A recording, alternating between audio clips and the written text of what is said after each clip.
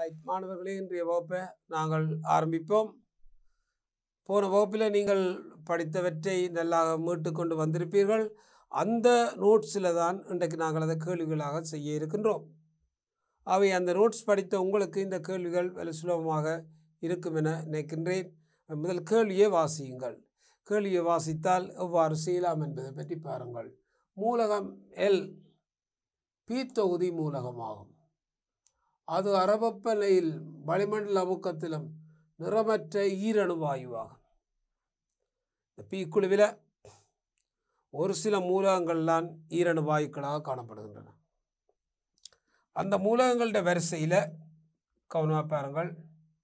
நைதரசன் ஒரு ஈரணு வாயு, ஆக்சிஜன் ஒரு ஈரணு வாயு, அதாவது புளோரின் ஒரு ஈரணு வாயு, குளோரின் ஈரணு வாயுக்கள். இவை ஈரணு வாயுக்கள், டைஅட்டமிக் மாலிகூல்ஸ். அதிலும் சொல்லப்பட்டது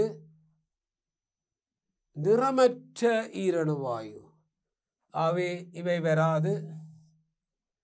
இது மஞ்சள் நிறம், பசிய மஞ்சள் நிறம், N2O2 என்பன அதில் இருக்கிற நிறமற்ற வாயுக்களாகும்.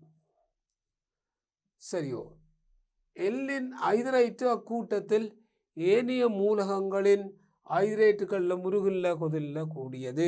அப்போ பாருங்கள், எல்லின் ஐதரைட்டு அக்கூட்டத்தின் ஏனைய மூலகங்கள் அப்போ ரெண்டும். இப்போ இதை வந்தால் அமோனியா, இதற்குத்தான் கொதில்லை. இது வந்தால் நீர், இதுக்குத்தான் கொதில்ல கூட. பாருங்கள், அவை ரெண்டும் வேற்றைத்தான் காட்டுகின்றது. அவை இந்த கேள்விக்குரிய விடையை பார்த்து கொண்டால் உங்களுக்கு விளங்கும். கவனமாக பாருங்கள். இந்த கேள்வியை பார்த்தால் ரெண்டும் இவற்றுக்குத்தான் கூடுவாக இருப்பதை நீங்கள் காணலாம். அப்போ தொடர்பை பாருங்கள். இந்த நைதரசன் கூட்டத்தில் கொதிலையை போட்டாலாம். பாருங்கள், இந்த வெப்பநிலை கொதிநிலை NH3 PH3 ASH3 SPH3.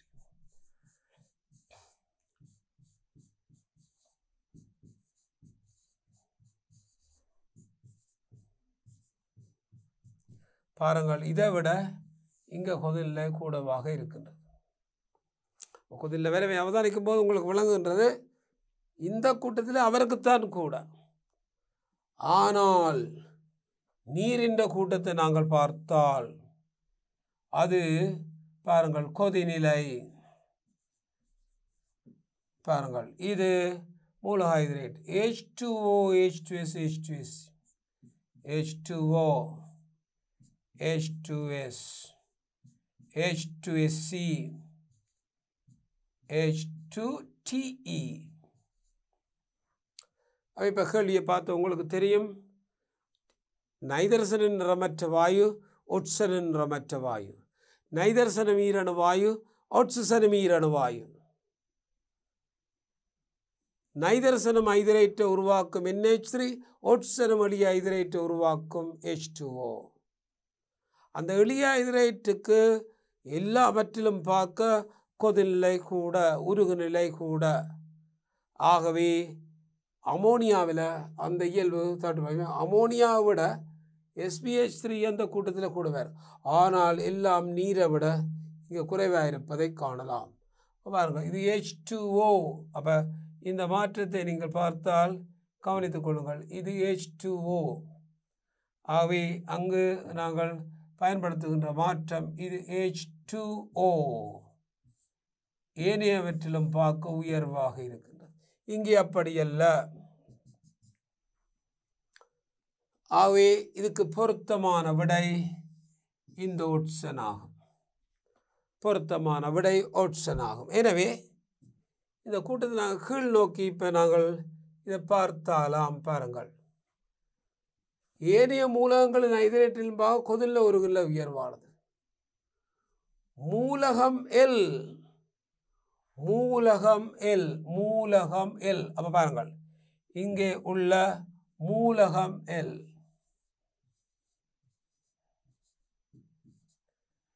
சமபகுதியம் ஜீலுள்ள நூற்கு. அப்போ பாருங்கள், இந்த எல்லில் காணப்படுகின்ற பகுதி. அப்போ நாங்கள் இதை அவதானித்தால் இந்த எல் புறதிருப்பம். ஆகவே எல்லின் புறதிருப்பம் ஜி, எல்லின் புறதிருப்பம் ஜி.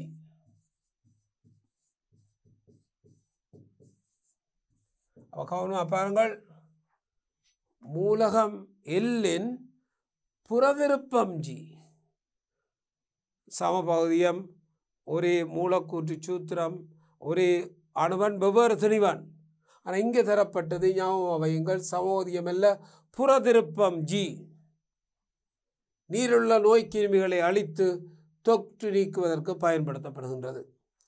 பாருங்கள், இந்த கூட்டத்தில் காணப்படுகின்ற இந்த புறதிருப்பத்தை நீங்கள் பார்த்தால் பாருங்கள், இதில் இருக்கின்றது இந்த கூட்டம்.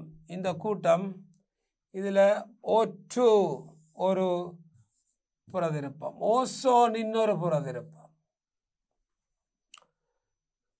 இந்த ஓசோன் நோய்க்கிருமிகளை அழிக்கக்கூடியது. அவை குடிநீரில் ஓசோனை கொண்டு நோய்க்கிருமிகளை அழிக்கிறார்கள். அப்போ தற்காலத்தில் முன்னம் குளோரினால் நோய்க்கிருமிகள் அழிக்கப்பட்ட குடிநீர் தற்காலங்களில் ஓசோனை பயன்படுத்தி அழிக்கப்படுகின்றது. அப்போ எல்லின் புறதிருப்பம் ஜி ஆகவே நோய்க்கிருமிகளை அழிப்பதற்கு பயன்படுத்தப்படுகின்றது. ஆகவே வேணும். எனவே அந்த மூலகம் எல் எதுவென கேட்டால் ஆக்சிஜன் தான் அந்த மூலகம். அதுதான் அந்த மூலகம், ஆக்சிஜன் தான் அந்த மூலகம். புறதிருப்புகளை அழிப்பதற்கு பயன்படுத்தப்படுகின்ற அந்த மூலகம் ஆக்சிஜன் ஆகும். அதை அவதானிங்கோ. அப்போ கேள்வியை நீங்கள் பார்த்தால் மூலகம் எல்லினை இனங்காண்க. எல், அந்த மூலகம் எல், அது ஆக்சிஜனாக இருக்கும். அவ எல் ஆக்சிஜன், ஓ மூலகம் ஓ இருப்பதை நாங்கள் காணலாம். மூலகம் ஓ ஆகும். அடுத்தது ஜியின் லூயின் கட்டமைப்பு பரிவு கட்டமைப்புகளை தருக. அப்போ லூயின் கட்டமைப்பு டொட் டேஸ் வடிவம். அப்போ ஜி ஓசோன். அப்போ அது எங்களுக்கு லூயின் கட்டமைப்பை நாங்கள் பார்த்துக்கொள்வோம். பாருங்கள், ஜி ஓசோன், லூயின் கட்டமைப்பு O double bond O plus minus. இதுதான் லூயின் கட்டமைப்பு.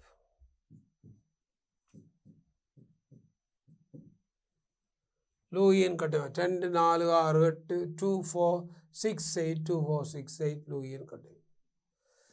ஓசோன் இது லூயின் கட்டமைப்பாகும். இந்த ஓசோனில் நாங்கள் நோட்ஸில் படித்திருக்கின்றோம், 3 O அணுக்களும் வேறுபட்ட ஒட்சியேற்ற நிலையில் காணப்படும். ஓசோனில் உள்ள 3 O அணுக்களும் வேறுபட்ட ஒட்சியேற்ற, இது 0 இருக்கும், இது +1 இருக்கும், இது -1 இருக்கும். சராசரி காணும்போது இவ்வளத்தையும் கூட்டி நாங்கள் 3ஆல் பிரிக்க வேண்டும். 0 சராசரி. 3 O அணுவும் வெவ்வேறு வடிவங்களில் இருப்பதை நாங்கள் காணலாம். அவை இது ஓசோனுக்குரிய ஒரு மாற்று முறையாகும். இதனுடைய பரிவு கட்டமைப்பை நாங்கள் எழுதும்போது இந்த ஓசோன் பரிவு கட்டமைப்பை நாங்கள் எழுத போகிறோம். பாருங்கள், ஓசோனுக்குரிய பரிவு கட்டமைப்பு யாது? அதனுடைய பரிவை நாங்கள் எழுத போகிறோம். பாருங்கள், O double bond O plus minus.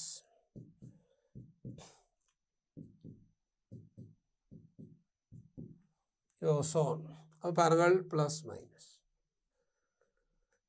இந்த நகரும்போது இந்த எலக்ட்ரான் இங்கே நோக்கி நகரும்போது இந்த எலக்ட்ரானை இந்த திசையில் நகர்த்தினால் இது அந்த திசையில் பிணைப்பு உடைவதை காணலாம். ஆகவே ஓ பிணைப்புடையும் ஓ டபுள் பாண்ட்.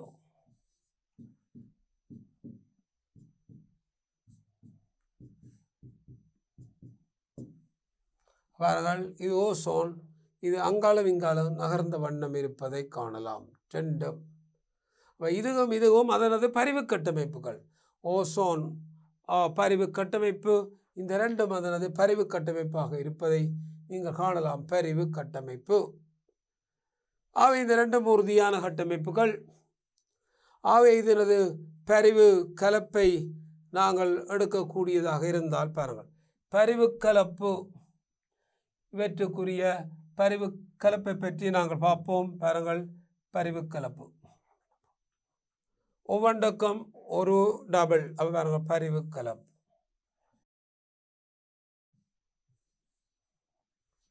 இது பரிவு கலப்பு. Double bond, single bond, single, single double, double.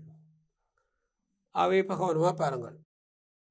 மைய அணுவில் எந்த விதமான மாற்றமும் இல்லை. ஒன்றோட 1 2 3/2 1 2 3 1.5 அவை ஒரு பிணைப்பு 0.5 இருப்பதை காணலாம். பாருங்கள், 0.5 2 சோடி 3 சோடி 2 சோடி. இது ஓசோன். சார்ஜ் -1 -2 எங்களுக்கு 4 O அணுக்களுக்கு இடையில் பகிரப்படும். -12 ஒவ்வொன்றினது ஏற்றமும் -12. அப்போ இது எங்களுக்கு என்னதை காட்டுது? ஓசோனில் உள்ள 2 OO பிணைப்பு நீளமும் சமன். ஓசோனில் உள்ள 2 OO பிணைப்பு நீளமும் சமன் என்பதை காட்டுகின்றது. ஓசோனில் இருக்கின்ற 2 O பிணைப்பு நீளமும் சமன். ஓசோனில் இருக்கின்ற 2 ஓவினது பிணைப்பு நீளமும் சமன் என்பதை காட்டுகின்றது. பாருங்கள், ஓசோனில் இருக்கின்ற இந்த 2 ஓவும் பிணைப்பு நீளம் சமன் என்பதை இந்த பரிவு கலப்புகளுக்கு காட்டுகின்றது. அப்போ பாருங்கள், 1.5 2 1. அப்போ O2 அப்போ பாருங்கள் O2. அப்போ இதில் நாங்கள் சிலவற்றை அவதானிப்போம். பாருங்கள், O2 ஓசோன் H2O2. கவனமாக கேள்வியை பாருங்கள். டைஆக்சிஜன், ட்ரைஆக்சிஜன், ஹைட்ரஜன் பெராக்சைடு இவற்றில் இருக்கிற OO பிணைப்பு நீளத்தை நாங்கள் பார்த்தாலாம். OO பிணைப்பு நீளத்தை நாங்கள் பார்த்தால் அவதானிக்க வேண்டும். OO பிணைப்பு நீளம் இது O டபுள் பாண்டோ, பாண்டோட 2. இது O O O இங்கு 1.5. ஆகவே கலப்பின் அமைப்பு இது HOOH. பாருங்கள், இந்த அமைப்புகளை பாருங்கள். இது O சிங்கிள் பாண்ட் ஒற்றை பிணைப்பு, இது இரட்டை பிணைப்பு, இது பரிவால வார பிணைப்பு. அப்போ நீங்கள் அவதானிக்கணும், O2 ஓசோன் H2O2 O பிணைப்பு நீளம் நாங்கள் அவதானிக்கும் போது இந்த சட்ட பிணைப்பிலும் பார்க்க OO ஒற்றை பிணைப்பு நீளம் கூட. O2ல் பாண்டோட 2, ஓசோனில் 1.5, ஹைட்ரஜன் பெராக்சைடில் 1. ஆகவே இந்த பாண்டோட குறையும் போது பிணைப்பு நீளம் கூடும். அவை இதன் அடிப்படையில் பாருங்கள், இவற்றுக்கு இடையில் உள்ள தூரம் A, இவற்றுக்கு இடையிலான தூரம் B, இவற்றுக்கு இடையில் உள்ள தூரம் C என்று சொன்னால் A பார்க்க B கூட, Bயிலும் பார்க்க C கூட. இந்த பரிவு கலப்பால் வார பிணைப்பு ஒற்றை பிணைப்புக்கும் இரட்டை பிணைப்புக்கும் இடையிலே இருக்கும். அவை பிணைப்பு நீளம் ஒட்சனை விட ஓசோனை விட ஹைட்ரஜன் பெராக்சைடில் OO பிணைப்பு நீளம் கூடவே இருப்பதை காணலாம். அப்போ O2ல் பாண்டோட 2 பிணைப்பு வரிசை, ஓசோனில் பிணைப்பு வரிசை 1.5, H2O2ல் OO பிணைப்பு வரிசை 1. பிணைப்பு வரிசை குறையும் போது பிணைப்பு நீளம் கூடவாக இருக்கும். அப்போ இதன் அடிப்படையில் நீங்கள் பார்த்தால் மாணவர்களே, இதை விட இதுக்கு நீளம் கூட அதுக்கு நீளம் கூடவாக இருப்பதை காணலாம். ஆகவே இந்த மாற்றத்தை நீங்கள் இவ்வாறு நாங்கள் எடுத்துக்கொள்ளக்கூடியதாக இருப்பதை நீங்கள் பார்க்கலாம்.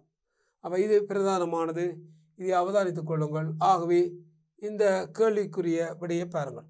அப்போ இதில் சொல்லப்பட்டதை நீங்கள் பார்த்தால் பாருங்கள், இதில் பின்வருமாறு காணப்பட்டிருக்கிறது. ஆகவே இந்த கேள்வியை ஒருக்கா அவதானியுங்கள். லூயின் கட்டமைப்பு யாது? நாங்கள் கூறியிருக்கிறோம். இதான் லூயின் கட்டமைப்பு முதலாவது. பரிவு கட்டமைப்புகள் யாது? நாங்கள் கூறியிருக்கிறோம். இதுதான் பரிவு கட்டமைப்புகள் யாது கூறியிருக்கிறோம். ஜீருள்ள அணுக்கள் ஒவ்வொன்றினதும் ஒட்சியேற்ற எண்களை தருக. அது மூன்றாவதாக செய்திருக்கிறோம். ஒட்சியேற்ற எண்கள் பாருங்கள். லூயின் கட்டமைப்பு, பரிவு கட்டமைப்பு, ஒட்சியேற்ற எண் மூன்றும் வேறுபட்ட ஒட்சியேற்ற நிலையில் இருப்பதை நாங்கள் காணுகின்றோம். ஆகவே இந்த தாக்கத்தில் மூன்றும் இது பரிவு கலப்பு கட்டமைப்பு. அதுக்கு பிறகு நாங்கள் பார்த்திருக்கின்றோம், பிணைப்பு நீளங்களை ஒப்பிட்டிருக்கின்றோம். பிணைப்பு நீளங்களை ஒப்பிட்டிருக்கின்றோம். ஒப்பிடும்போது பிணைப்பு நீளம் இந்த தொடர்பில் இருப்பதை நாங்கள் பார்த்திருக்கின்றோம். ஒற்றை பிணைப்பு, இரட்டை பிணைப்பு, இரண்டுக்கு விடப்பட்ட பிணைப்பு, இவ்வாறு பிணைப்பு நீளங்கள் எங்களுக்கு காணப்படுவதை நாங்கள் இங்கே பார்க்கின்றோம். ஆகவே இதன் அடுத்த தொடர்பாக நாங்கள் பார்க்க போகின்றோம். பாருங்கள். எல் நீரணு வாயுவினை தயாரிக்கும் தாக்கங்களுக்கு சமன்பாடு தருக. ஆக்சிஜன் ஆய்வு சாலையில் பல்வேறு விதமாக தயாரிக்கலாம் என்று நோட்ஸில் படித்திருக்கின்றோம். பாருங்கள், கூட்டம் 16 நோட்ஸை எடுத்து நீங்கள் பார்க்கணும். இந்த கேள்வி செய்ய எவ்வாறு தயாரிக்கலாம் என்பதை இலகுவாக பார்த்திருக்கின்றோம். ஆய்வு சாலையில் இலகுவாக கிடைக்கக்கூடிய பொட்டாசியம் பெர்மேங்கனேட்டை வெப்பமேற்றி ஆய்வு சாலையில் ஆக்சிஜனை தயாரித்திருக்கின்றோம். பாருங்கள், அந்த பொட்டாசியம் பெர்மேங்கனேட் வெப்பமேற்றப்பட்டு ஆய்வு சாலையில் ஆக்சிஜன் தயாரிக்கப்படுகின்றது. பொட்டாசியம் பெர்மேங்கனேட் வெப்பமேற்றப்படும். KMnO4 வெப்பம், திண்மம். K2MnO4, MnO2 plus O2. பாருங்கள், அப்போ பொட்டாசியம் பெர்மேங்கனேட் வெப்பமேற்றி நாங்கள் இதை தயாரிக்கக்கூடியதாக இருக்கும். இது ஊதா நிறம், இது பச்சை நிறம், இது ஒரு கருப்பு நிறம், அது நிறமற்ற வாயுவாக வரும். ஆக்சிஜனை தயாரிக்கிற தாக்கங்களில் நாங்கள் பொட்டாசியம் பெர்மேங்கனேட்டை வெப்பமேற்றி ஆய்வு சாலையில் நாங்கள் ஆக்சிஜனை தயாரிக்க கூடியதாக இருக்கும். பாருங்கள், இதில் KMnO4 எடுக்கின்றோம். இதில் பொட்டாசியம் பெர்மேங்கனேட் KMnO4 வெப்பமேற்றுகின்றோம். ஆக்சிஜன் வெளிவரும். அதனை நீரின் கீழ்முக பயிற்சியால் நாங்கள் சேகரிக்கின்றோம். வரும் ஆக்சிஜன் நீரின் கீழ்முக பயிற்சியால் சேகரிக்கப்படும்.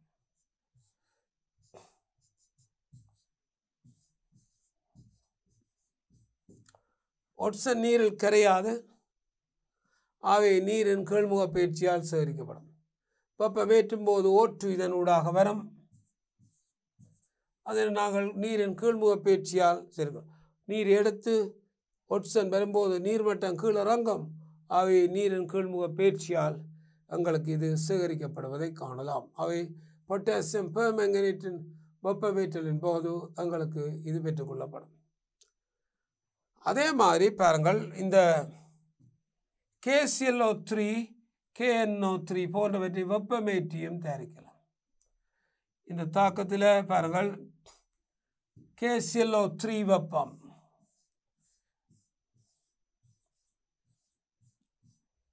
KCl + O2 திண்மம் வாயு. 2 KClO3 2 KCl 3O2. இந்த தாக்கத்திற்கு ஊக்கியாக MnO2 பயன்படுத்தப்படும். MnO2 பயன்படுத்தி குறைந்த வெப்பநிலையில் நாங்கள் இதை தயாரிக்கக்கூடிய குறைந்த வெப்பநிலையில் தயாரிக்கலாம். அதே மாதிரி hydrogen peroxide H2O2 H2O + O2 oxygen தயாரிக்கப்படும். அவை H2O + O2 ஆக்சிஜனை நாங்கள் தயாரித்தெடுக்கலாம். 2H2O2 2H2O + O2. H2O2 பிரிகைக்கு MnO2 இறைச்சி துண்டு மணல் இவற்றில் உள்ள ஊக்கியாக நாங்கள் பயன்படுத்தலாம். மிக குறைந்த சுலபமாக எங்களுக்கு ஆக்சிஜனை தரக்கூடியதாக இருக்கும். ஊக்கி பதார்த்தங்கள் இருக்கும்போது ஆக்சிஜன் எங்களுக்கு ஆய்வு சாலையில் தயாரிக்கப்படும். சில பாருங்கள், இன்னும் அவதானியங்கள், இன்னும் சில பெராக்சைட்டுகளை நாங்கள் வெப்பமேற்றும் போது பெராக்சைடு சிலவற்றை நாங்கள் வெப்பமேற்றும் போது பெராக்சைட்டுகள் Na2O2 KO2 சில பெராக்சைட்டுகளை நாங்கள் வெப்பமேற்றும் சந்தர்ப்பத்திலும் இது நாங்கள் தயாரிக்கலாம். Na2O2 வெப்பம் Na2O + O2 பெராக்சைட்டுகளை வெப்பமேற்றியும் ஆக்சிஜனை நாங்கள் தயாரிக்க முடியும். பாருங்கள், பொட்டாசியம் நைட்ரேட் ஆய்வுகூடத்தில் இருக்கும். அதனை வெப்பமேற்றி உருகி வெடிக்கும். ஆனாலும் நாங்கள் தயாரிக்கலாம் KNO2 + O2.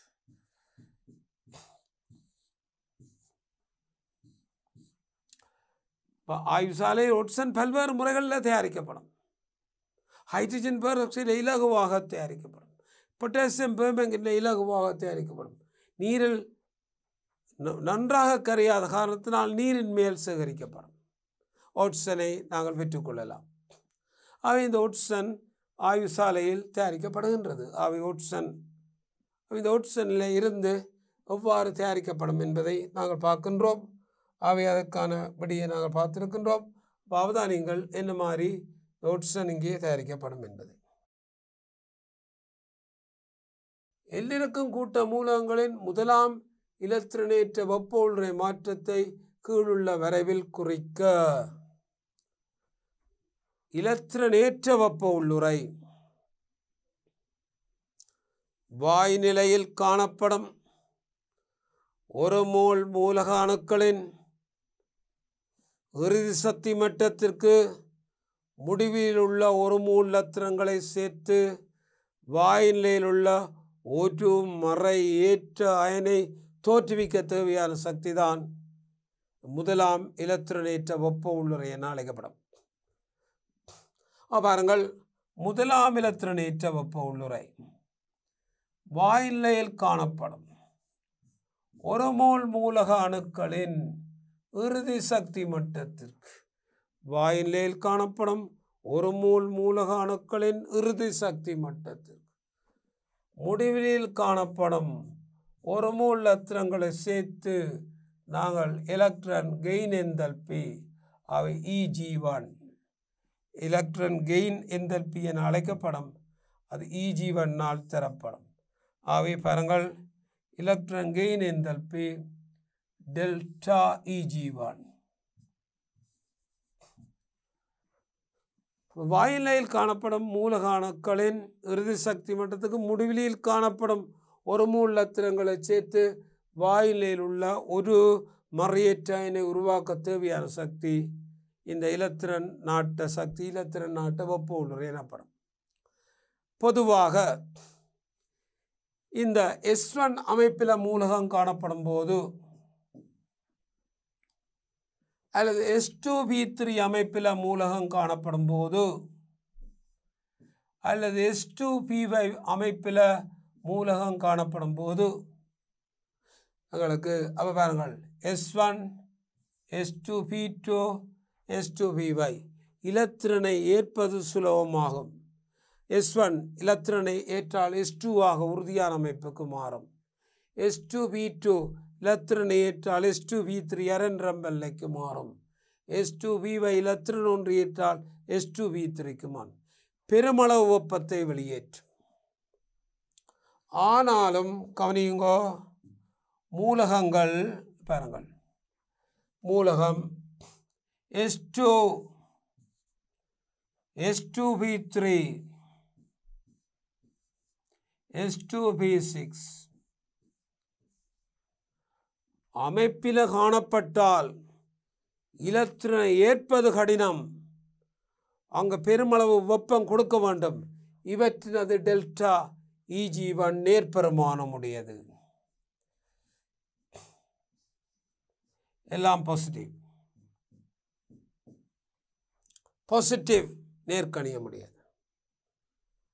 ஆனால் இந்த ஒட்சன் உள்ள கூட்டம் H2P4 அது லத்திரனை ஏற்கும், லத்திரனை ஏற்கக்கூடியதாக இருக்கும். ஆகவே லத்திரனை ஏற்கக்கூடியதாக இருக்கும்.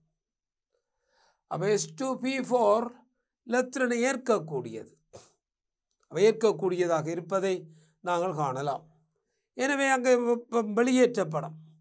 முதலாம் லத்திரன் நாட்டம், ஆக்சிஜன், சல்வர் என வெப்பம் வெளியேற்றப்படுவதை நாங்கள் காணலாம். வெப்பம் வெளியேற்றப்படும், மறைப்பெருமானம் உடையதாக இருக்கும். அப்போ இவற்றை நாங்கள் பார்த்து கொண்டால் ஒட்சனுக்கு கிட்டத்தட்ட 141 வட்டில் இருக்கும், சல்வருக்கு 200 இருக்கும்.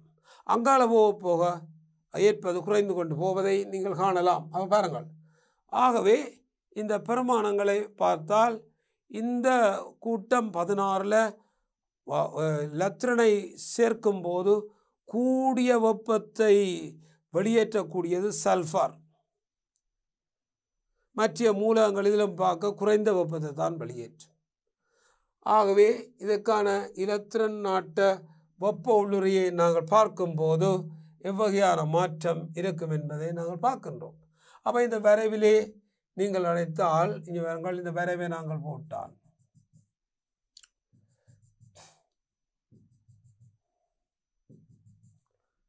பாருங்கள், OSSCTE ஒட்சனுக்கு ஒரு மரப்பெருமானம் உடையதாக இருக்கும். அதனது பெருமானம் 141 மட்டத்தில் வரும். அப்போ பாருங்கள், ஒட்சன் 141, சல்ஃபர் 200 இருப்பதை காணலாம். அடுத்தது 195, அடுத்தது 185. அப்போ பாருங்கள், இந்த மற்ற பெருமானங்களை நாங்கள் பார்க்கின்றோம். அப்போ இதில் பாருங்கள், ஆக்சிஜனுக்கு நாங்கள் கொடுக்குற பெருமானம் இந்த ஆக்சிஜன் பெருமானங்களை நாங்கள் பார்க்கும்போது 141 கிட்ட வரும், 200 இருக்கும், 195 இருக்கும், 190 இருக்கும். அவை இந்த மூலகங்கள் OSSCTEPO இவ்வாறு மாறுபட்டு கொண்டிருக்கும். அப்போ கந்தகத்துக்கு உயர்ந்த வெப்பம் தான். அவர்கள் வாயிலில் காணப்படும் 1 மூல் மூலகணக்களுக்கு முடிவிலில் காணப்படும் 1 மூல் லத்திரங்களை ஏற்று வாயிலில் ஒரு முறை ஏற்ற அயனை உருவாக்கும் போது இந்த கூட்டத்தில் ஞாபகம் வைக்க வேண்டும், கூட்டம் 16 கந்தகம்தான் பெருமளவு வெப்பத்தை வெளியேற்றும், பெருமளவு வெப்பத்தை வெளியேற்றும். ஆனால் உங்களுக்கு தெரியும், 2ஆம் இலத்திரன் ஏற்ற வெப்ப எல்லாருக்குமே நேர்கணிய முடியாது. முழுக்க முழுக்க நேர்கணியத்தை கொண்டிருக்கும், ப்ளஸ் அவற்றுக்கு மைனஸே இருக்காது. அப்போ இந்த அடிப்படையில் நீங்கள் பார்த்தால் லத்திரன் ஏற்ற வெப்ப உள்ளறை. அடுத்தது மின்னெதிர்த்தன்மை பற்றி தெரிய வேண்டும். லத்திரன் ஏற்ற வெப்ப உள்ளறையும் மின்னெதிர்த்தன்மையும் ஒரே பெருமானம் முரண்குறியுடையது. ஒட்சனில் லத்திரன் ஏற்ற வெப்ப உள்ளறை 146 கிலோஜூல் மோல் -1 ஆக இருந்தால், அப்போ பாருங்கள், இதை அவதானியுங்கள். இப்போது பாருங்கள், அப்போ இதில் கவனித்துக் கொள்ளுங்கள், ஆக்சிஜன், அப்போ O கேஸ். அப்போ பாருங்கள், இந்த மாற்றத்தை நீங்கள் பார்க்கலாம், என்ன மாதிரி என்று பாருங்கள்.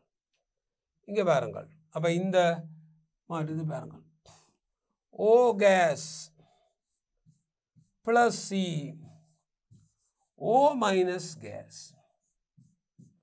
oxygen delta Eg1 உங்களுக்கு 141 கிலோஜூல் மோல் மைனஸ். ஆகவே ஒட்சனின் மின்னெதிர்த்தன்மை இதற்கு எதிரானது, மின்னெதிர்த்தன்மை எதிரானது. அவை இதுக்கு எதிரானது தான் மின்னெதிர்த்தன்மை. பாருங்கள், O minus gas, O gas plus C, இது எலக்ட்ரோ நெகட்டிவிட்டி. பாருங்க, இதனது பிரமாணம் எங்களுக்கு electronegativity plus 141 kilojoule mole minus.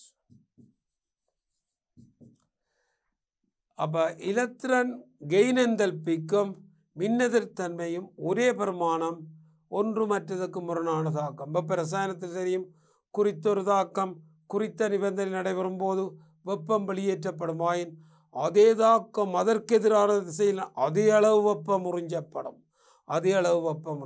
ஆகவே இது இலத்திரன் நாட்ட வெப்ப உள்ளுறை, இது இலத்திரனேற்ற வெப்ப உள்ளுறை, இது மின்னெதிர்த்தன்மை ஒன்று கொண்டு எதிரானதாக இருக்கும்.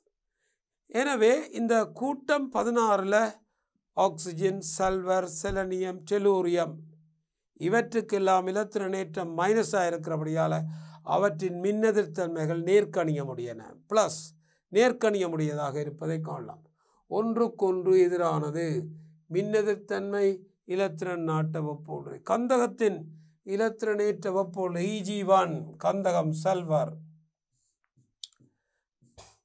200 கிலோஜூல் மோல் மைனஸ்.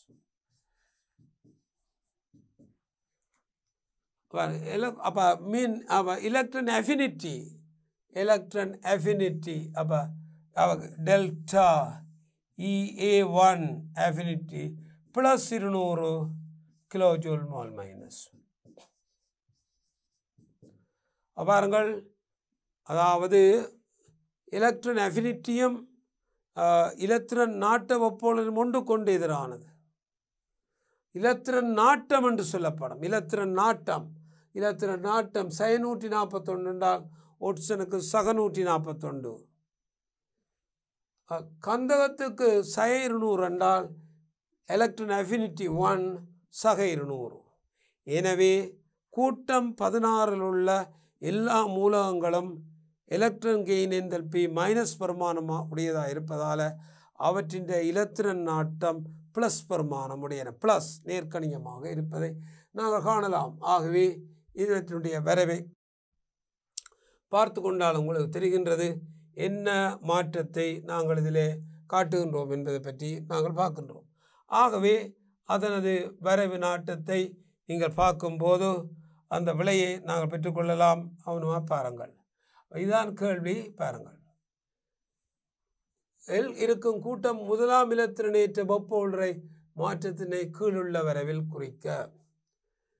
இதனுடைய அதாவது எலக்ட்ரான் அஃபினிட்டியை குறிக்க சொன்னால் எல்லாம் மேலே வரும். இதுக்கு மேலே 141 141. பாருங்கள், எலக்ட்ரான் அஃபினிட்டியை நாங்கள் குறிக்க சொன்னால் இது 141.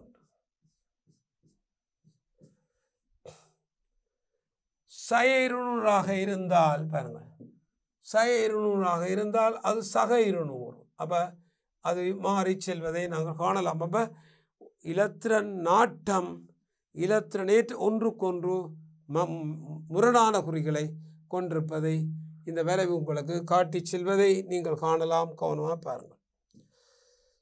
அடுத்தது, மூலகமேல் ஐதரசனுடன் XY என்னும் இரு சேர்வுகளை உருவாக்குகிறது. பாருங்கள், சேர்வையில் உள்ள எல்லா அணுக்களும் ஒரே தளத்தில் இருப்பதில்லை. அப்போ பாருங்கள், மூலகம் X ஐதரசனுடன் XY என்னும் இரு சேர்வுகளை உருவாக்குகின்றது. சேர்வை Yயில் எல்லா அணுக்களும் ஒரே தளத்தில் இருப்பதில்லை. இந்த சேர்வை Yயில் உள்ள எல்லா அணுக்களும் ஒரே தளத்தில் இருப்பதில்லை. அப்போ மூலகம் ஒட்சன் ஐதரசனுடன் 2 சேர்வைகளை உருவாக்குதாம். அதில் ஒரே தளத்தில் வையில் உள்ள அணுக்கள் ஒரே தளத்தில் இருப்பது, வையில் உள்ள எல்லா அணுக்களும் ஒரே தளத்தில் இருப்பதில்லை. XYயின் கட்டமைப்புகளை, பிணைப்பு கோணங்கள், தனிச்சோடி இலத்திரங்களை சுட்டி காட்டி வரைக. ஓ அது உருவாக்குற ஐதரசன் உருவாக்குறது 2 சேர்வைகளை நாங்கள் நோட்ஸில் படித்திருந்தோம். அவருக்கான நோட்ஸை ஞாபகப்படுத்தி பாருங்கள் மாணவர்களே. இந்த ஓ ஐதரசனுடன் 2 சேர்வைகளை உருவாக்குகின்றது என்பதை பற்றி நாங்கள் பார்த்திருந்தோம். குறித்த ஒரு சேர்வை சிறந்த முனைவு கரைப்பான் என்பதையும் நாங்கள் தெரிவித்திருந்தோம். பாருங்கள், ஓ அது ஐதரசனுடன் 2 சேர்வைகளை உருவாக்குறது. ஓ ஐதரசனுடன் உருவாக்க ஒன்று நீர், அடுத்தது H2O2. ஒட்சிஜன் ஐதரசனுடன் பின்வரும் 2 நீரையும் ஹைட்ரஜன் பெராக்சைடையும் உருவாக்கும். அப்போ இதில் கட்டமைப்பை நாங்கள் பார்த்து கொண்டால் நீருக்குரிய கட்டமைப்பை பாருங்கள். நீருக்குரிய கட்டமைப்பை அவதானியுங்கள். அது பாருங்கள், OHO இங்கே 3 அணுக்கள்லாம் இருக்கின்றது. 3 அணுக்கள் இருக்கின்றது. எனவே நீரில் உள்ள 3 அணுக்களும் ஒரே தளத்தில் இருக்கும். யாதானும் 3 அணுக்கள் ஒரே தளத்தை உருவாக்கும். அப்போ நீர் 2Hம் 1Oவும் ஒரே தளத்தில் இருக்கும். 2Hம் 1Oவும் ஒரே தளத்தில் இருக்கும். அப்போ நீரில் இருக்கிற 2Hம் 1Oவும் ஒரே தளத்தில் இருப்பதை நாங்கள் காணலாம். ஒரே தளத்தில் இருக்கும். ஆனால் கவனமாக பாருங்கள், இந்த ஹைட்ரஜன் பெராக்சைடு H2O2வை நாங்கள் பார்ப்போமாக இருந்தால், H2O2 இது பாருங்கள் OH 4 அணுக்கள் இருக்கின்றது. ஐதரசன் பெராக்சைட்டில் 4 அணுக்கள் இருக்கின்றது. ஆனால் 4 அணுக்கள் ஒரே தளத்தில் இருக்காது. ஆனால் அதில் 3 அணுக்கள் ஒரே தளத்தில் இருக்கும். அப்போ நாங்கள் நோட்ஸில் படிக்கும்போது ஐதரசன் பெராக்சைட் விரித்த புத்தக வடிவமானது என்று படித்திருக்கிறோம். உங்களுக்கு ஞாபகம் இருக்கும், விரித்த புத்தக வடிவமானது தான் இந்த ஐதரசன் பெராக்சைட். புத்தகத்தின் ஓரத்தில் இருக்கும், மட்டைகளில் ஐதரசன் இருக்கும். அப்போ ஐதரசன் பெராக்சைட் விரித்த புத்தக வடிவமான ஒரு மூலக்கூறு தான் இந்த ஐதரசன் பெராக்சைட் ஆகும். விரித்த புத்தக வடிவமான மூலக்கூறு. அப்போ பாருங்கள், அப்போ இது அந்த புத்தகத்தின் ஓரமாக இருந்தால், இது அதனுடைய விளிம்புகளாக இருந்தால், ஆகவே பாருங்கள், இது அந்த விளிம்புகளாக இருக்கும். இது விளிம்புகளாக இருப்பதை காணலாம். இது ஐதரசன் பெராக்சைட்டின் அமைப்பு. ஒரு விரித்த புத்தக வடிவம், ஓப்பன் புக் ஷேப். 2 OH ஒரு தளத்தில் இருக்கும், அடுத்த OH ஒரு தளத்தில் இருப்பதை நாங்கள் காணலாம். ஆகவே பாருங்கள், இது இந்த அமைப்பு. இந்த இடைக்கோணம், அதாவது இங்கே காட்ட இடைக்கோணம், இது 111.5 இருக்கும். இது 94.8 இருக்கும். நீரில் 104.8 இருக்கும். OH 94.8. இந்த விரித்த 111.5, இது 104.8. ஆகவே இந்த H2O2வில் காணப்படுகின்ற OH கோணம் நீரிலும் பார்க்க சிறியதாக இருப்பதை காணலாம். விரித்த புத்தக வடிவமுடைய ஒரு மூலக்கூறு தான் H2O2. அது இவ்வாறு அமைப்பதை நாங்கள் காணலாம். அப்போ இங்கே ஒட்சன் -2 என்ற ஒட்சியேட்டர்னில் காணப்படும்.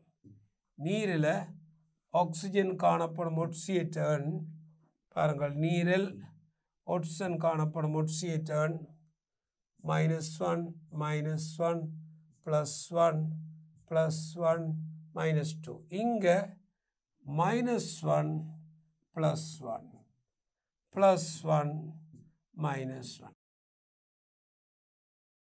நீரில் -2 ஒட்சியேட்டர்ன் H2O2ல -1 ஒட்சியேட்டர்ன். அப்போ இது வேறுபட்ட ஒட்சியேட்டர்ன்களில் இவை காணப்படுவதை நாங்கள் பார்க்கலாம், அவதானியங்கள். ஆகவே வேறுபாடாக இருக்கின்றது. அப்போ இதில் பாருங்கள், இந்த நீளங்கள் எல்லாவற்றையும் பார்க்கும்போது அந்த அமைப்புகளை நாங்கள் காணலாம். அப்போ இதில் எல்லா முறை தளத்தில் இருக்காது, ரெண்டும் ஒரேச்சும். இந்த மட்டையில் இருந்தால் மற்ற மட்டையில் ரெண்டும் ஒரேச்சும் இருக்கும். ஆகவே ஓ இந்த ஓவின் ஒட்சியேட்டர்னின் அடிப்படையில் நீங்கள் பார்த்தால் பாருங்கள், நீரில் இருக்கிற ஓ சைரண்ட் ஒட்சியேட்டர்னில் இருக்கும். H2O2வில் இருக்கிற ஓ சயோண்ட் ஒட்சியேட்டர்னில் இருக்கும். H2O2 நீர் -2 -1. இது ஓவின் இழிவு ஒட்சியேட்டர் நிலை, ஓவின் இழிவு ஒட்சியேட்டர் நிலை. ஆகவே ஓவின் இழிவு. அப்போ ஓ சார்பாக இது ஒட்சியேட்டியாகவும் தாழ்த்தியாகவும் தொழிற்படும்.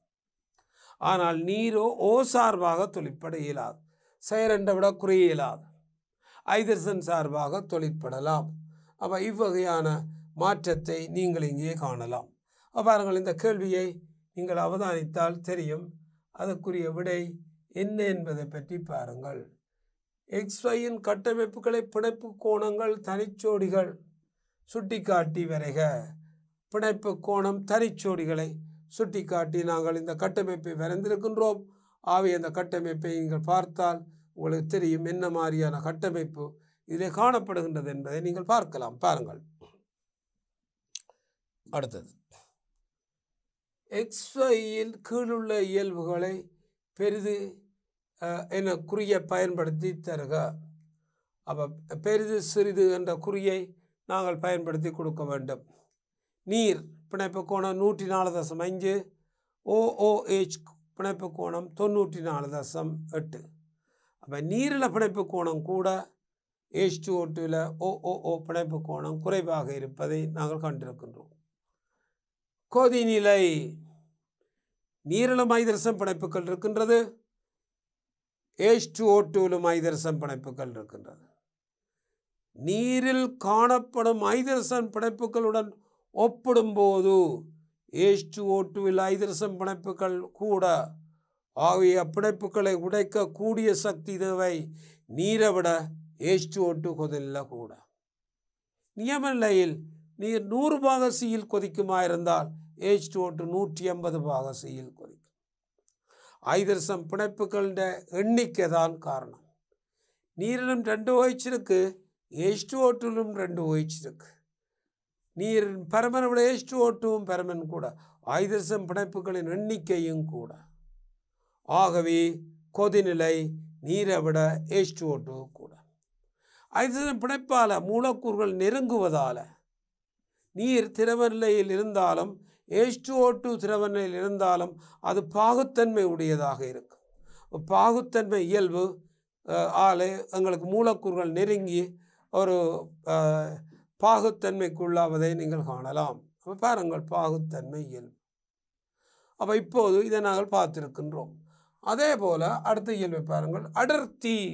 அடர்த்தியை நாங்கள் பார்த்தால் இதே மாதிரி தான் அடர்த்தி. நெருக்கமாக இருக்கும் H2O2 மூலக்கூறுகள் நெருங்கி இருக்கும். ஐதரசன் பிணைப்பால் இறுக்கமாக இருக்கும். கனஅலகில் கூடிய அளவுகள் அடுக்கப்படும் திணிவுகளால் அவை H2O2க்கு தான் அடர்த்தியும் கூட. அடர்த்தி H2O2 கூட, கொதிநிலை H2O2 கூட, பாகுத்தன்மை H2O2 கூட.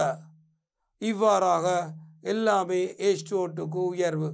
பிணைப்பு கோணம் மாத்திரம் நீருக்கு கூட. பிணைப்பு கோணம் நீருக்கு உயர்வாக இருப்பதை நாங்கள் காணலாம். அப்போ இதன் அடிப்படையில் இந்த அட்டவணையை நாங்கள் திருப்புவோம். பாருங்கள், பிணைப்பு கோணம், இந்த பிணைப்பு கோணத்தை பார்த்தால் நீர் பெரிது H2O2. கொதிநிலை ஹைட்ரஜன் பெராக்சைடு பெரிது நீர். அடர்த்தி H2O2 பெரிது நீர். பாருங்கள், எல்லாமே கூட ஹைட்ரஜன் பெராக்சைடு இவ்வாறு கூட இருப்பதை நாங்கள் காணலாம். ஒட்சன் சார்பாக ஹைட்ரோக்சைடு ஹைட்ரஜன் ஒட்சியேட்டியா தாழ்த்தியா தொழிற்பட்டால் ஒட்சன் சார்பாக நீர் ஒட்சியேட்டியாக தாழ்த்தியா இரண்டாம் தொழிற்படாது. அவை ஞாபகத்தில் வைத்துக் கொள்ளுங்கள். ஹைட்ரஜன் பெராக்சைடு இரண்டாகவும் தொழிற்படும், நீர் அப்படி தொழிற்பட மாட்டாது. அப்போ அதையாவது நீங்கள் ரெண்டு சார்பாகவும் இதை நாங்கள் பார்க்கலாம். அவை பிணைப்பு கோணம் கொதிநிலை அடர்த்தி என்ற ரீதியில் இதை நாங்கள் வேறாக்கி எடுக்கக்கூடியதாக இருக்கும். அவை அதை அவதானித்துக் கொள்ளுங்கள் என்ன மாதிரி என்று. அடுத்தது பாருங்கள், எக்ஸ் அமிலமாக மூலமாக ஒட்சியேட்டியா தாழ்த்தியா தொழிற்படும் தாக்கங்களுக்கு சமன்பாடுகள் தருக. அப்போ அமிலமாக மூலமாக ஒட்சியேட்டியாக தாழ்த்தியாக தொழிற்படும் தாக்கங்களுக்கு நாங்கள் இந்த சமன்பாடுகளை கொடுக்க போகிறோம். XY எக்ஸ் நீர், Y ஹைட்ரஜன் பெராக்சைடு. இதில் காணப்படுகின்ற இந்த எக்ஸ் நீர், Y ஹைட்ரஜன் பெராக்சைடு. எங்களுக்கு எக்ஸ் நீர் தான் கேட்கப்பட்டிருக்கின்றது. நீர் அமிலமாக, நீர் மூலமாக, நீர் ஒட்சியேட்டியாக, நீர் தாழ்த்தியாக ஒரு முனைவு கரைப்பான் அவை நீர் தொழிற்படுவதற்கான தாக்கங்களுக்கு சமன்பாடுகளை நாங்கள் சொல்லுவோம். நீர் ஒரு அமிலமாக தொழிற்பட வேண்டும். நீர் அமிலம். நீர் அமிலமாக தொழிற்பட வேணுமாக இருந்தால் காரங்களுடன் நீர் தாக்கம் புரிய வேண்டும். நீர் H+ வழங்க வேண்டும். அந்த சந்தர்ப்பங்களில் அது அமிலமாக தொழிற்படும். H+ ஆர்னியஸின் அமிலமூல கொள்கை இருக்கின்றது. நீர்க்கரசலில் H+ வழங்குறது அமிலம், நீர்க்கரசலில் OH- வழங்குறது மூலம் ஆர்னியஸின் அமிலமூல கொள்கை இருக்கின்றது. அதன் பின்னர் ப்ரௌன்ஸ்டட்-லௌரியின் கொள்கை இருக்கின்றது. புரோத்திரன் வழங்கிகள் அமிலம், புரோத்திரன் ஏற்றுக்கொள்ளிகள் மூலம். அதற்கு பின்னர் லூயிஸின் கொள்கை இருக்கின்றது. தனிச்சோடி இலத்திரனை வழங்குறது மூலம் அதனை பெற்றுக்கொள்வது அமிலம். இப்படி பல்வேறு கொள்கைகள் எங்களுக்கு இருக்கின்றன. ஆகவே இதில் ஏதோ ஒரு கொள்கையில் அமில மூலத்தை நாங்கள் காட்டலாம். அப்போ நீர் அமிலமாக தொழிற்பட நீர் H+ வழங்கக்கூடிய இயல்புகளை நாங்கள் காட்ட வேண்டும். உதாரணமாக ஒரு அமைன் ஒன்றை நாங்கள் எடுத்துக்கொள்வோம். ஒரு அமைனை நாங்கள் பார்க்க போகின்றோம். Amine CH3 ethyl amine NH2. இதுக்கு நீர் இங்கே பார்த்தால் பாருங்கள், இது H+ இதற்கு வழங்கும். ஆகவே இந்த தாக்கத்தின் விளைவு CH3 CH2 NH3+ சக OH-. இது H+ஐ இதற்கு கொடுப்பதன் மூலம் எங்களுக்கு இந்த மாற்றம் வருகின்றது. H+ வழங்கிகள் அமிலம், புரோத்திரன் வழங்கிகள் அமிலம், புரோத்திரன் ஏற்றுக்கொள்ளிகள் மூலம். ஆகவே இந்த எங்களுக்கு மாற்றம் வருகின்றது CH3 CH2 NH3+ OH-. Ammonia இருக்கின்றது. நீர் இவர் H+ஐ கொடுக்கக்கூடிய வாய்ப்பு இருக்கும். NH4+ OH-. பாருங்கள், வழங்கிகள். ஆகவே இது அமிலம், இது மூலம். இது அமிலம், இது மூலம். அப்படியான கொள்கைகள் கூடாக நீர் அமிலம் மூலமாக தொலைப்படுவதை நீங்கள் பார்க்கலாம். அதே நேரத்தில் எஸ் குழுவில் படித்திருக்கின்றோம் மாணவர்களே. இங்கு கூட்டம் 16 படித்திருக்கின்றோம். சிறிய துண்டு சோடியத்தை நீருக்கு போடும்போது ஐதரசனை தருகின்றது. உலோகம் நீருக்கு சேர்க்கப்பட்டதும் ஐதரசன், நீர் H+ வழங்கி அமிலமாக தொலைப்பட்டிருக்கிறது. பாருங்கள், சிறிய துண்டு உலோகத்தை நீருக்கு சேர்க்கும் போது நாங்களுக்கு அமிலம் பெறப்படுகின்றது. பாருங்கள், சோடியத்தின் ஒரு சிறிய துண்டு, அதை நாங்கள் நீருக்கு சேர்க்கும் போது Na சக நீர், NaOH சக H2. அப்போ இது இந்த நீரிலிருந்து H+ வருகின்றது. ஆகவே இந்த தாக்கத்தில் அது அமிலமாக தொலைப்படுகின்றது. H+ வழங்கிகள் அமிலம் Na++C. இதற்கு நீர் H+ வழங்குகின்றது. H2O + E ½ H2 + OH-.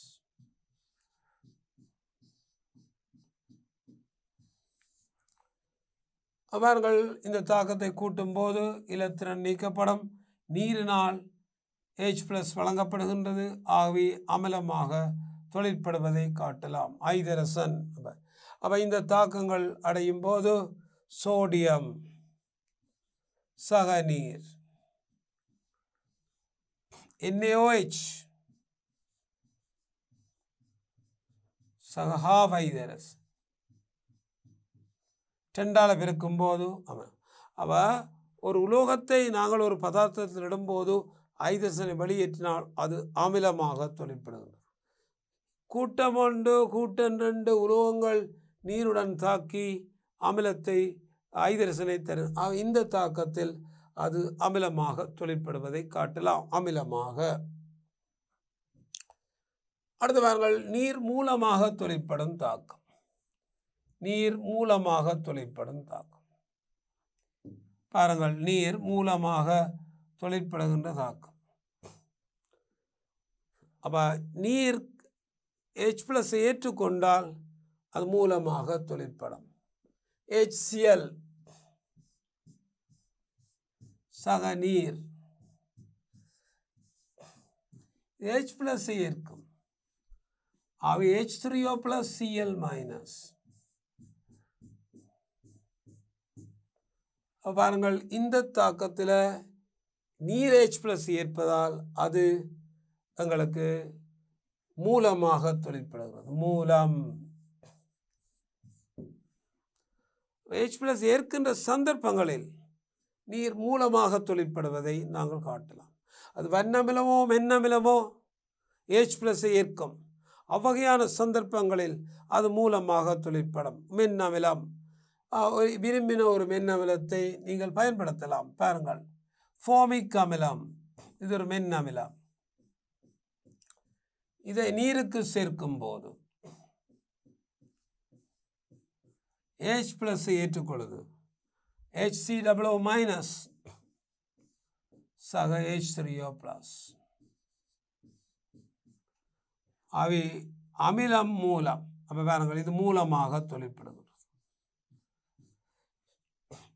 அப்போ H+ வழங்கி அமிலமாகவும் அதே நேரத்தில் H+ ஏற்று மூலமாகவும் தொழிற்படுகின்றது. நீரொரு நடுநிலையானது. 298 கெல்வினில் pH 7. என்ன வெப்பநிலையிலும் H+ OH- நீருக்கு சமன். அப்படி இருந்த போதிலும் இவை தொழிற்பட வைப்பதால் அமிலமாகவும் மூலமாகவும் தொழிற்படுகிறது. நீர் பாருங்கள், ஒட்சியேட்டியாக தொழிற்படுகின்றது. உலோகங்களை நீருக்கு சேர்க்கும் தாக்கத்தில் நீர் ஒரு ஒட்சியேட்டியாக தொழிற்படுகிறது.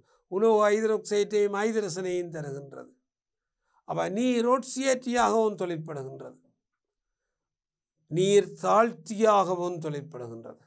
அவர்கள் அமிலமாக தொழிற்படும் தாக்கங்கள் அனைத்திலும் நீர் ஒட்சியேட்டியாக தொழிற்படுகின்றது. ஃப்ளோரினுடனான தாக்கத்தில் நீர் ஒரு தாழ்த்தியாக தொழிற்படுவதை நாங்கள் காணலாம். அப்போ ஃப்ளோரின் உடனான தாக்கத்தில் நீர் தாழ்த்தியாக தொழிற்படும். ஃப்ளோரின் உடனான தாக்கத்தில் நீர் தாழ்த்தியாக தொழிற்படும். F2 சக H2O HF + O2. ஃப்ளோரின் உடனான தாக்கத்தில் நீர் தாழ்த்தியாக தொழிற்படும். Fluorine HF + O2 fluorine.